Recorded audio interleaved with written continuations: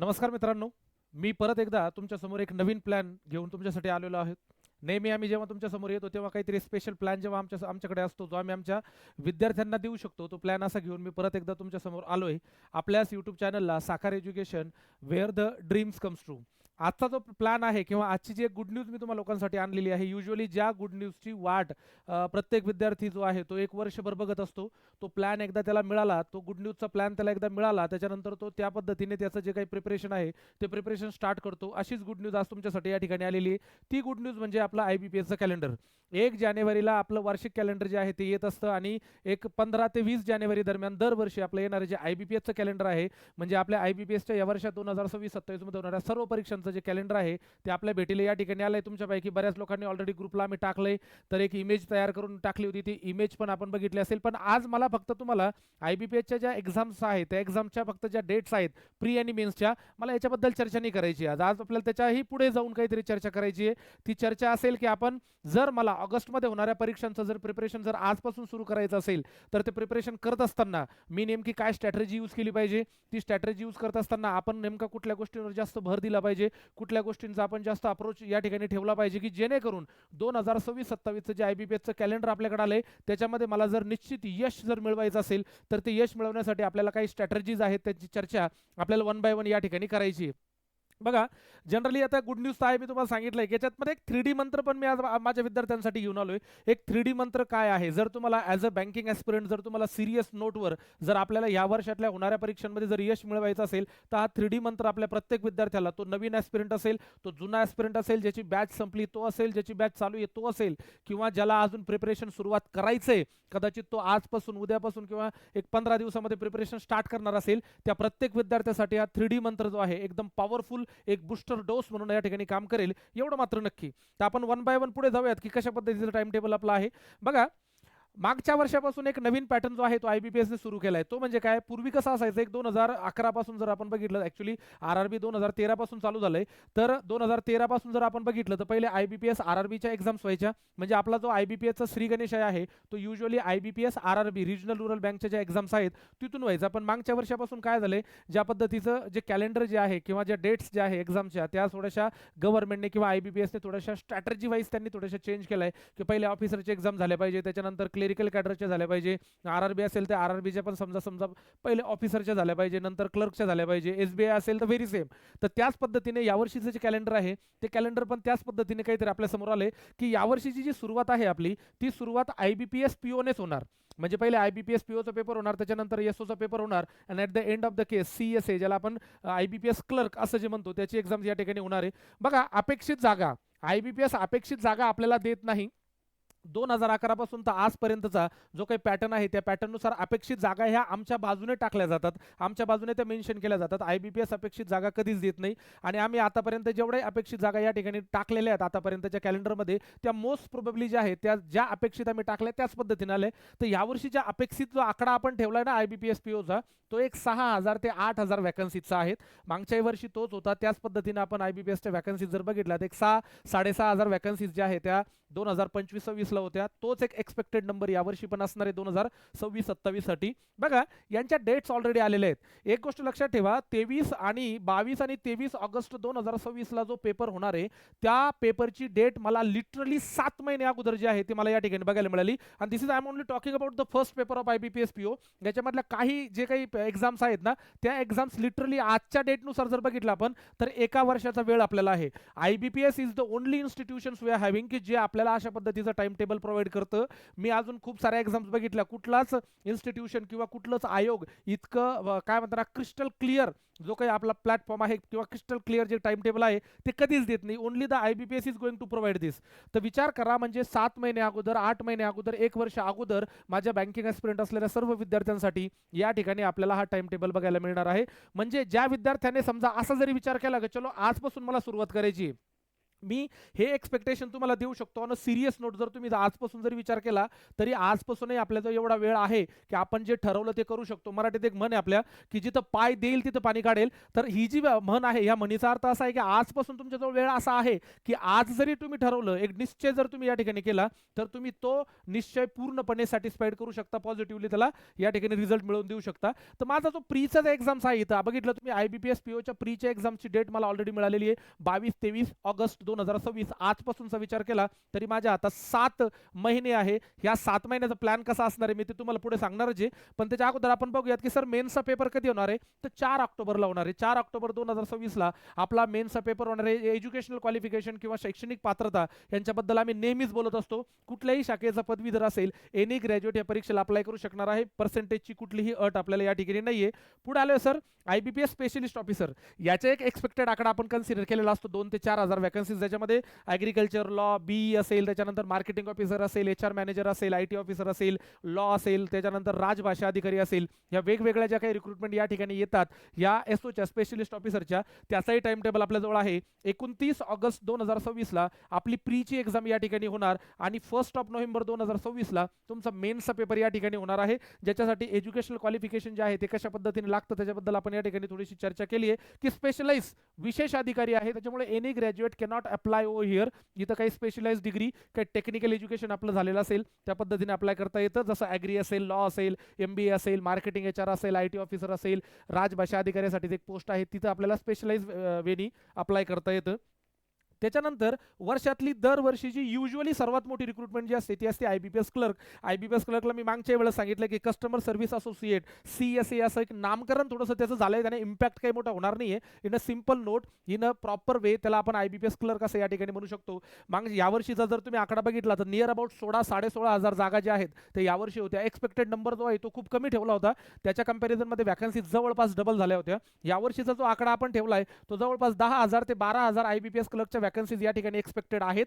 आणि ज्याचा प्रीचा पेपर आपला 10 आणि 11 ऑक्टोबर 2026ला होणार आणि मेन्सचा पेपर जो आहे तो 27 डिसेंबर 2026ला. विचार करा, I am talking about 27 December 2026. आज आपण जानेवारीमध्ये आहोत, म्हणजे 11 महिने अगोदर मी तुम्हाला सांगतोय की तुमचा IBPS क्लर्कचा मेन्स कधी होणार आहे. Just think about this my dear students, की इफ यू आर थिंकिंग, आज जरी आपण विचार केला, 11 महिन्याचा प्लॅन जरी आजपासून जरी आपण बनवला, विचार करा, you can also going to be get the positive result out of दिस.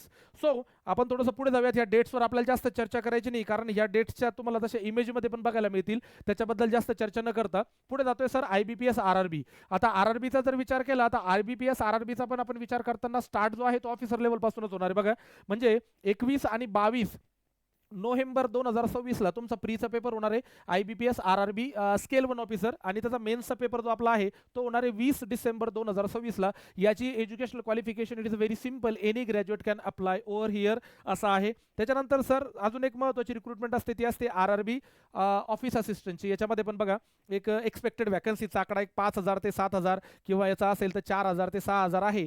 तो आकडा कमी किंवा जास्त पण होऊ शकतो, पण 6, 12 आणि 13 डिसेंबरला 2026ला म्हणजे तुमचा प्रीचा पेपर 11 महिन्यानंतर होणार आहे. हे लक्षात घ्या, आपण आजपासून आजच त्याची चर्चा करतोय. आणि माय डिअर स्टुडंट, 13 जानेवारी 2027ला तुमचा मेन्स होणार आहे IBPS RRBचा. म्हणजे कम्प्लिटली 1 वर्ष अगोदर मी तुम्हाला डेट सांगितली की तुमचा मेन्सचा पेपर जो आहे तो कधी होणार आहे. मग मला सांगा, जर इतका जर क्रिस्टल क्लिअर प्लॅन जर आपल्याजवळ आहे तर what are you waiting for? आपण वाट कशाची बघतोय? आपल्याला फक्त जे एक स्ट्रॅटेजिकली स्टडी जी सुरू करायची आहे ती सुरू करायची, आणि डेफिनेटली साकार हेल्प्स यू अ लॉट. त्याच्यासाठी साकार एज्युकेशन तुमच्यासाठी इथं तत्पर आहे, निश्चयपणे ठामपणे तुमच्या पाठीशी उभा आहे. तुम्हाला फक्त इथपर्यंत यायचं आणि सुरुवात करायची, दॅट्स ऑल सर. त्याच्यानंतर एक IBPS RRB ऑफिसर स्केल 2 आणि स्केल 3 ची पण एक रिक्रुटमेंट असते. सम ऑफ द स्टुडंट्स की ज्यांनी कुठल्याही प्रायव्हेट सेक्टरमध्ये HDFC, ॲक्सिस, ICI सारख्या बँकांमध्ये जर 1 वर्ष 2 वर्षाचा जर एक्सपिरियन्स असेल, त्या एक्सपिरियन्सच्या बेसवर आपल्याला स्केल 2 आणि स्केल 3च्या ज्या काही रिक्रुटमेंट आहे ते आपल्याला या ठिकाणी बघायला मिळतात. इथं सिंगल एक्झाम असते. यावर्षीची जी डेट आहे 20 डिसेंबर 2026ला ही सिंगल एक्झाम तुमची होणार. याच्यासाठी जेव्हा नोटिफिकेशन येईल, GBO जनरल बँकिंग ऑफिसर नावाची जी एक रिक्रुटमेंट असते त्याच्यामध्ये तुम्ही स्केल 2 ऑफिसर किंवा स्केल 3 ऑफिसरसाठी अप्लाय करू शकता. त्याच्यासाठी आपल्याला ॲज अन ऑफिसर 2 वर्षाचा एक्सपिरियन्स जर असेल कुठल्याही प्रायव्हेट सेक्टर मध्ये किंवा प्रायव्हेट सेक्टर बँकिंगमध्ये, then you are definitely suppose to be apply over here. So हा एक टाइम टेबल आहे. या टाइम टेबलवर याच्यापेक्षा जास्त चर्चा करायची मला नाही वाटत काही गरज आहे, कारण डेट्स ह्या फिक्स आहे. मी त्याच्यावर कितीही बोललो तरी त्या डेट काही चेंज होणार नाही. तर या डेट्स फक्त आपल्याला या ठिकाणी काय करायचे आहे, सेव्ह करायचे. या डेट्स आपल्याला एकदा समजल्या की आपल्याला त्यानुसार याची काय करायची तर सर आपल्याला तयारी करायची आहे.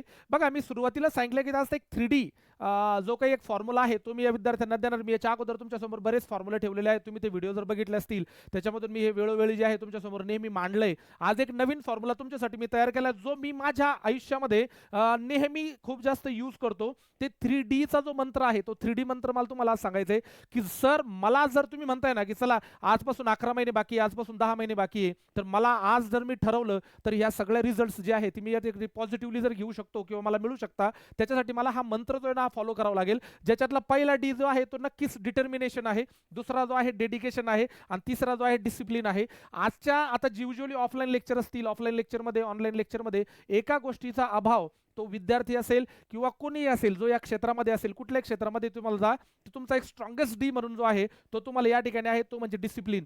जर डिसिप्लिन आपल्याकडे असेल तर डिटर्मिनेशन आणि डेडिकेशन ह्या दोन गोष्टी त्याच्याबरोबर फ्रीमध्ये मिळतात आपल्याला. तुम्ही जर म्हणलं सर की नाही पहिले डिटर्मिनेशन, नाही, determination is the secondary part. ह्या दोन डी जे आहेत ना, ह्या दोन डी याला चिकटून येतात. डिसिप्लिन असेल तर सगळ्या गोष्टी पॉझिटिव्ह आहे. आज मी विद्यार्थ्यांना ऑफलाईन स्टडी करताना बघतो, ऑनलाईन स्टडी करताना बघतो, सर्वात महत्त्वाच्या गोष्टीचा अभाव जो आहे आज विद्यार्थ्यांकडे तो म्हणजे डिसिप्लिनचा आहे.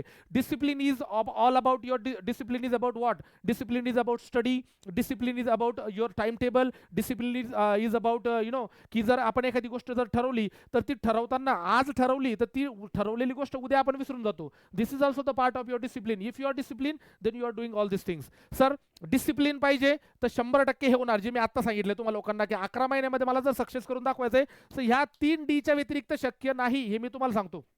स्टडी करत असताना डिसिप्लिन मध्ये स्ट्रॅटर्जी नावाचा एक शब्द येतो. अजून strategy is also the parent word. डिसिप्लिनच्या अंडरमध्ये under one shelter we can say that discipline याच्या अंडरमध्ये आपलं डिसिप्लिनच्या याच्यामध्ये आपल्याला समजा डिटर्मिनेशन मिळालं, डेडिकेशन मिळालं, त्याच्यानंतर टाइम मॅनेजमेंट मिळालं, त्याच्यानंतर आपल्याला मिळणारं मोटिवेशन, इन्स्पिरेशन, ह्या सगळ्या गोष्टी ज्या आहेत ना ह्या फक्त आणि फक्त डिसिप्लिनच्या नंतर देऊ शकता. तुम्ही आज प्रिपरेशनला सुरुवात केली आहे, तुम्ही 4 दिवस डिसिप्लिनने स्टडी करा, 5व्या दिवशी तुमचा डिसिप्लिन जर समजा ब्रेक झाला, तुमचं सक्सेस जे आहे ते तेवढंच तुमच्यापासून दूर जाणार. सो दॅट्स वाय हा 3D मंत्र ठेवा. डिटर्मिनेशन तुम्हाला माहिती आहे, एक जिद्द आपल्याजवळ असली पाहिजे.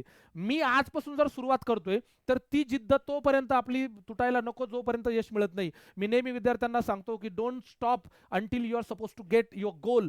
जोपर्यंत गोल मिळत नाही तोपर्यंत थांबायचं नाही. तो that is the part of your determination. Dedication तर ऑब्व्हियसली असलं पाहिजे, बिकॉज तुम्ही प्रिपरेशन आज सुरू केलंय, तुमचं डेडिकेशन जे आहे 3-4 दिवसासाठी तुम्ही ठेवलं. बाकीचे जे तुमचे कॉम्पिटिटर्स आहेत ते एकदम डेडिकेटली या सगळ्या गोष्टी करत चाललेले आहेत, रोज नवीन नवीन त्या गोष्टी करताय, काही नवीन नवीन शिकताय, काही नवीन नवीन अनालिसिस ते त्यांच्या प्रिपरेशन मधून या ठिकाणी शोधण्याचा प्रयत्न करताय. आणि if you are not doing this so definitely तुम्ही जे आहे त्या कॉम्पिटिशनमध्ये डेफिनेटली खूप मागे पडणार आहात. हा एक मुद्दा आपल्याला लक्षात ठेवायचा आहे. खूप काही जास्त बोलण्यासारखं नाही. तिन्ही जर शब्द आपण बघितले जवळपास डिटर्मिनेशन, डेडिकेशन आणि डिसिप्लिन, मी माझ्या पॉईंट ऑफ व्ह्यू यांना या तिघही शब्दांना मी सिनोनिम्स म्हणतो. कारण या तिन्ही गोष्टींचा अल्टिमेट उद्देश एकच आहे की you are suppose to be succeed. तुम्हाला तिथे सक्सेस मिळवायचा असेल कुठल्याही प्रोफेशनमध्ये असेल. आज आपण इथं आहोत साकार एज्युकेशनच्या प्लॅटफॉर्मवरून मी बोलतोय, म्हणून मी बँकिंगच्या परीक्षांबद्दल बोलेल, मी SSCच्या परीक्षांबद्दल बोलेल, मी रेल्वेच्या परीक्षांबद्दल बोलेल. बट इथं आता एक विद्यार्थ्यांच्या पॉईंट ऑफ व्ह्यू बोलायचं आहे किंवा उद्या चालून समजा आपल्याला एक जनरल लाईफ जरी विचार करायचा असेल तर या 3 गोष्टीशिवाय आपल्याला पुढे जाता येणार नाही. मग सर या 3D मंत्र जर ह्या 3 गोष्टी माझ्याजवळ आहे, मग मला याच्यासाठी याचा उपयोग मला कसा करायचा आहे त्याच्याबद्दल थोडीशी चर्चा मी या ठिकाणी करणार आहे. बघा, हाऊ टू प्लॅन फॉर दिस. आता तुम्ही सांगितलंय सर की चला आपल्याला आता या ठिकाणी काय करायचं की ह्या वर्षाच्या 2026-27च्या IBPS मध्ये मला जॉब हवाच आहे. तो क्लर्कचा असेल, तो ऑफिसरचा असेल, तो SOचा असेल. तुम्ही 3D मंत्र पण दिलं, डिसिप्लिन आहे, डेडिकेशन आहे, डिटर्मिनेशन आहे. आता या तिन्ही शस्त्र माझ्याजवळ आहे, त्याचा उपयोग कसा करायचा आहे. बघा, तो प्लॅन कसा असला पाहिजे. जर मला माझ्या येणाऱ्या पुढच्या 11 महिन्यामध्ये जरा काही मला मिळवायचं असेल तर माझा प्लॅन डे वाईज असला पाहिजे, सब्जेक्ट वाईज असला पाहिजे, फ्लेक्झिबल टाइम टेबल असला पाहिजे. बघा, ज्या एजमध्ये तुम्ही लोक आहात ना, तुम्ही 10वीच्या बोर्डाच्या परीक्षेसाठी आणि 12वीच्या बोर्डाच्या परीक्षेसाठी बनवलेल्या एका कागदावर उतरवलेल्या प्लॅन नुसार जर तुम्ही स्टडी करायला जर गेलात ना, माय डिअर स्टुडंट, मी तुम्हाला सांगतो it is not possible in your age. ज्या एजमध्ये तुम्ही लोक आहात, तुमचं जे एक काय म्हणता येईल आपल्याला त्याला, एकाच ठिकाणी स्टेबल मेंटॅलिटी जी आहे ती ह्या एजमध्ये विद्यार्थ्यांची खूप कमी असते. मी एक प्लॅन बनवला, कागदावर उतरवला आणि सकाळी उठायचं, हे करायचं, रोज सकाळी उठायचं, तेच करायचं. ज्या एजमध्ये तुम्ही आहात it is not possible. So that's why I use to say की your time table should be flexible. तुम्ही तो टाइम टेबल इतका फ्लेक्झिबल ठेवायचा की मी आज जे केलंय उद्या मी काहीतरी चेंज करणार, मी परवा काहीतरी चेंज करणार. फक्त एक अल्टिमेटली एक टार्गेट स्वतःला द्यायचं आपल्याला की दिवसभरामध्ये मला एवढं करायचं. मग ते तुम्ही तुमच्या पद्धतीने कसंही करू शकता. तर तो प्लॅन युजुअली कसा असला पाहिजे ते मी तुम्हाला या ठिकाणी सांगणार आहे. आता बघा, मी पहिली जी परीक्षा आहे, पहिली परीक्षा जी आहे IBPS PO जे ऑगस्ट महिन्यामध्ये होणार आहे, त्या पॉईंट ऑफ व्ह्यू मी विचार करतोय की सर आजपासून जरी आपण विचार केला तर एक लक्षात ठेवा, एक 7 महिने जे आहे, हे 7 महिने आजपासून माझ्याजवळ आहे. हे 7 महिन्याला जर मी सर मल्टिप्लाय बाय जर 30 केलं तर 7×21 210 दिवसाचा प्लॅन माझ्याजवळ आज असला पाहिजे. 210 दिवसाचा. लक्षात ठेवा, हे 210 दिवस. आता त्याच्यात मी एकदम क्रिस्टल क्लिअर प्लॅनिंग तुम्हाला देतो. 210 दिवसापैकी अर्धा दिवस जो आहे 12 तासाचा, तो मी या ठिकाणी काढून टाकतो. सर याला डिवायडेड बाय जर मी 2 केलं तर माझ्याजवळ सर आजपासून 105 दिवस उरलेले आहेत. 105 दिवस म्हणजे विचार करा, मी अर्धा दिवस जो आहे तो म्हणजे झोपणे, खाणे, पिणे, जे काही आपल्या बाकीच्या विधी आहेत त्या सगळ्या गोष्टीला बाजूला जर केलं तरी माझ्याकडे 105 दिवस आहे. सर या 105 दिवसाला मला डिवायडेड बाय समजा याला जर आपण मल्टिप्लाय बाय समजा 20 जरी केलं, ते उरलेले वरचे 4 तास पण मी अजून काढून टाकतो तुमचे, ते 105 दुनी जर म्हणलं आपण तर सर टोटल 2100 तास आजपासून माझ्याजवळ या ठिकाणी आहे. याला डिवायडेड बाय 4 करायचं सर. याला डिवायडेड बाय 4 जर केलं, 4 का बरं करतोय मी? 4 याच्यासाठी करतोय कारण आपल्याकडे 4 सब्जेक्ट आहे, मॅथ्स, LR, GA आणि इंग्लिश. या 4 सब्जेक्टला जर आपण डिवायडेड बाय 4 केलं तर आजपासून जरी ठरवलं सर 525 तास माझ्याजवळ एका सब्जेक्टसाठी आहे. मी विचार करा, हे ऑगस्ट महिन्याच्या पॉईंट ऑफ व्ह्यू बोलतोय, हे लक्षात घ्या. ऑगस्ट महिन्याच्या पुढे नोव्हेंबर डिसेंबरच्या ज्या परीक्षा आहेत त्या आता अजून दूरच राहिल्या. मी जी पहिली परीक्षा आहे त्या पॉईंट ऑफ व्ह्यू सांगतो. म्हणजे मी जे थोड्या वेळापूर्वी बोललो ना तुम्हाला, जिथं पाय दिला तिथं पाणी तुम्ही काढू शकता एवढा वेळ माझ्याजवळ आजही आहे.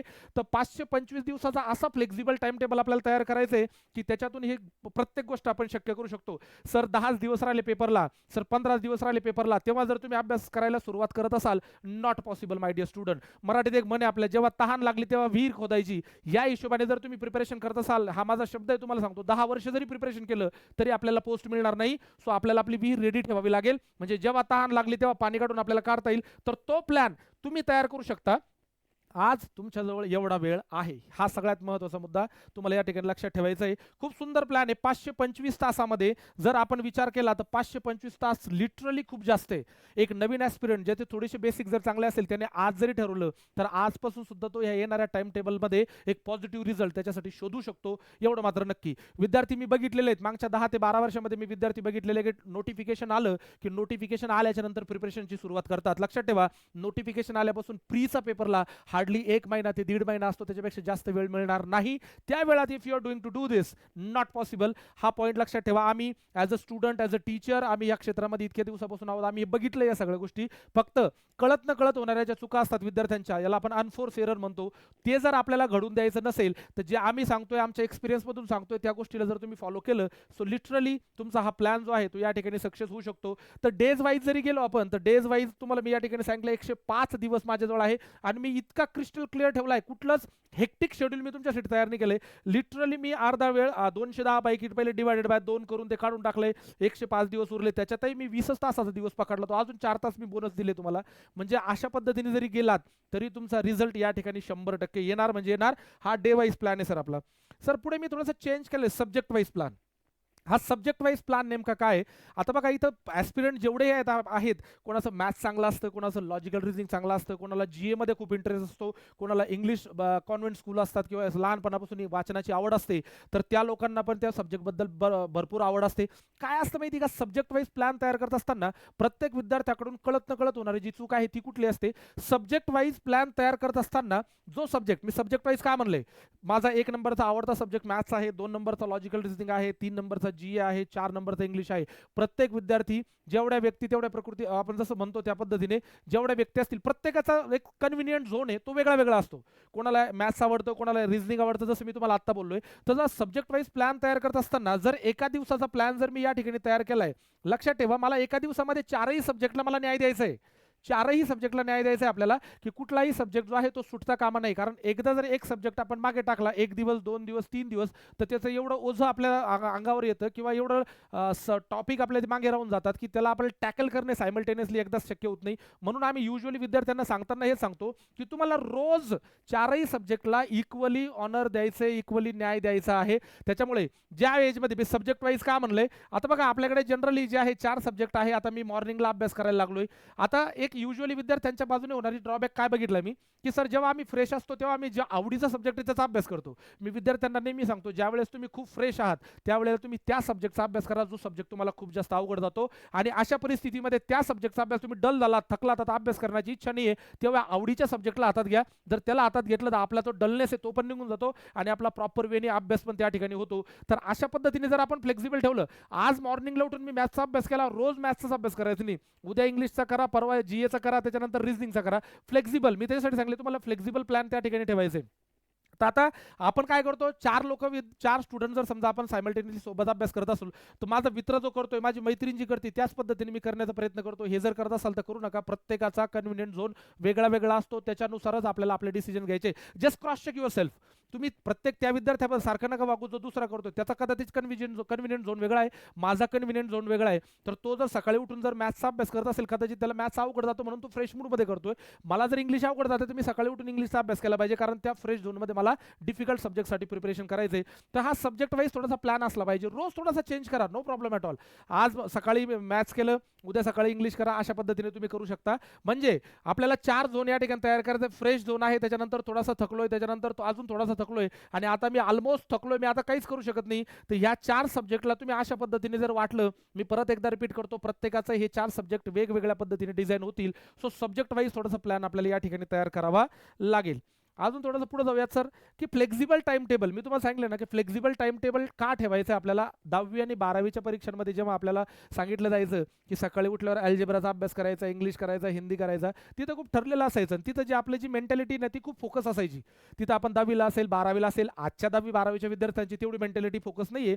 पण मी माझा काळ सांगतोय, ज्या काळात आम्ही अभ्यास करायचो, भिंतीवर चिटकवलेला टाइम टेबल फॉलो झालाच पाहिजे, हे आमचा नेहमी हट्ट असायचा. ह्या एजमध्ये तुम्ही तो हट्ट जर पकडत असाल तर तुमचं जे इफिशियंटली जो स्टडी व्हायला पाहिजे, एक स्ट्रॅटेजिक स्टडी जो व्हायला पाहिजे, तो होणार नाही. Just make it flexible. जशा पद्धतीने तुम्हाला सोपं जाईल, ज्या पद्धतीने तुम्हाला कन्व्हिनियंटली सोपं जाईल. आता मी ऍक्च्युली याच्याबद्दल जास्त बोलणार नाही, कारण ऑलरेडी आपण याच्याबद्दल बोललोय मागच्या स्लाइडमध्ये, त्याच्यामुळे इथे जास्त बोलायची गरज नाही. सो मेक इट फ्लेक्झिबल आणि जास्तीत जास्त इफिशियंटली आपल्याला त्या ठिकाणी स्टडी करायचं आहे. फक्त एवढं लक्षात ठेवायचं आपल्याला. थोडंसं पुढे जातोय सर आपण. Mock and analysis.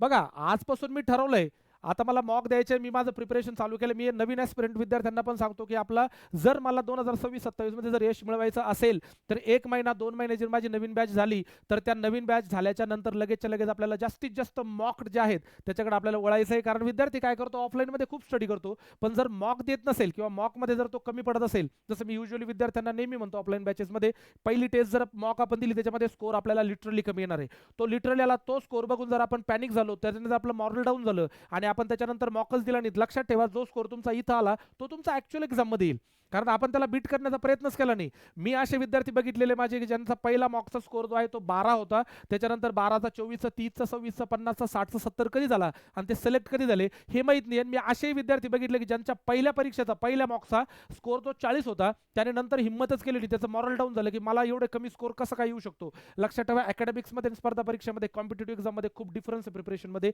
हा जर तुम्हाला समजून घ्यायचा असेल तर थोडंसं डेडिकेटली आपल्याला कन्सिस्टंटली या गोष्टी कराव्या लागतील. त्याच्यामुळे मॉक देणं आणि त्याचा अनालिसिस करणं हे खूप जास्त महत्त्वाचं आहे. मी याच्या अगोदर पण युट्यूबला हा रेकॉर्डेड फॉर्मॅटमध्ये व्हिडिओ टाकला की मॉकचं अनालिसिस कसं करायचं. विद्यार्थी खूप कळत नकळत चुकीच्या पद्धतीने जे आहेत तर इथं मॉकचं अनालिसिस करतात. त्याच्याबद्दल मी पूर्ण व्हिडिओ टाकलाय, ज्या लोकांनी पाहिलेला नाहीये तो व्हिडिओ तुम्ही बघा.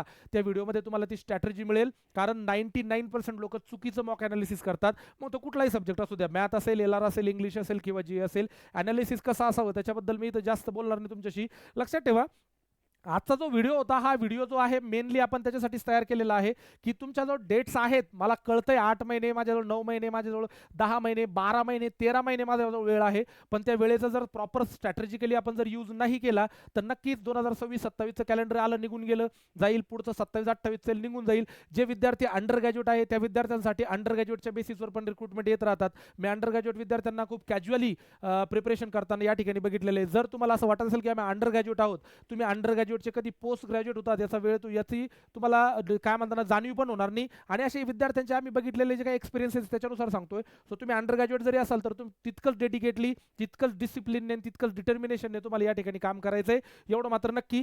आजचा जो व्हिडिओ होता या व्हिडिओचा मेन फोकस जो होता तो हाच होता की सर आपल्याला जर समजा या ठिकाणी ह्या IBPS 2026-27च्या कॅलेंडरमध्ये जर मला यश मिळवायचं असेल, डेट्स आहे त्या डेट्स मी तुम्हाला सांगितलंय, पण थोडंसं डेडिकेशन पाहिजे.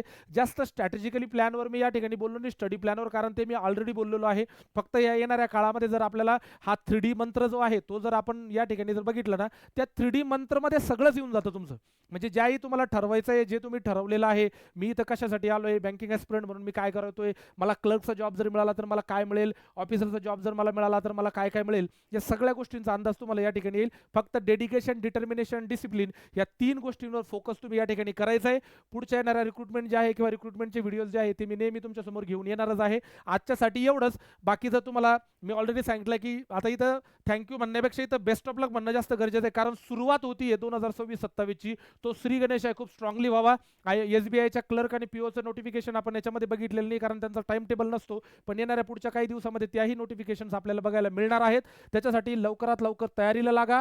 डिटर्मिनेशन, डिसिप्लिन, डेडिकेशन, कन्सिस्टन्सी या सगळ्या गोष्टींचा इम्प्लिमेंटेशन तुमच्या लाईफमध्ये करा. तुम्हाला मी ही शब्द देतो, तुम्हाला मी हा प्रॉमिस देतो की तुम्हाला 100% जॉब या ठिकाणी मिळणार म्हणजे मिळणार. पुढच्या व्हिडिओमध्ये मी लवकरच तुम्हाला भेटतो परत एक नवीन कन्सेप्ट घेऊन, परत एक नवीन ॲक्शन घेऊन. तोपर्यंत नमस्कार.